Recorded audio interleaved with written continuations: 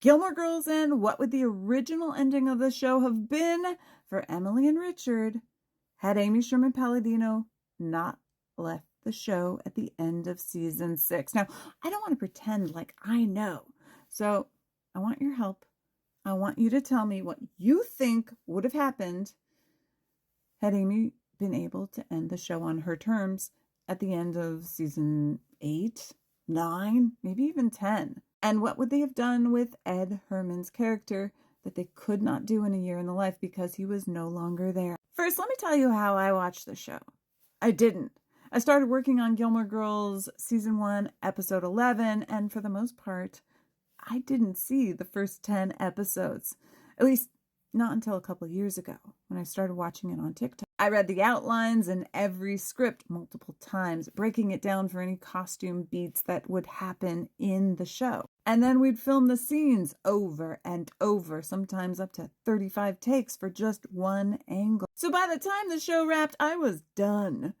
Randomly, if I was flipping channels, I'd catch it and maybe take a little trip down memory lane, but I did not watch it in the way that you guys were watching it. And I have a really good memory, which is why I was like, no, I've seen it. So when we did A Year in the Life, I read every single script, and we were block shooting, so I needed to know every moment and every beat that was happening and which characters were doing what, just to make sure that everything made sense. When A Year in the Life was on Netflix, I watched it the moment it dropped. In fact, I actually watched the last 5 seconds first because I already knew what was going to happen, but I did not know what the final 4 words were officially. It's a long story. I actually did know what it was, but not really. I didn't really put 2 and 2 together until we started watching it on TikTok, and I watched every single episode consecutively, 1 week at a time, just like it was meant to be watched. Since I watched A Year in the Life first, I knew exactly what was going to happen, and when Lorelai got into the therapist's car in the Gilmore mansion, I was like, what? Oh my God.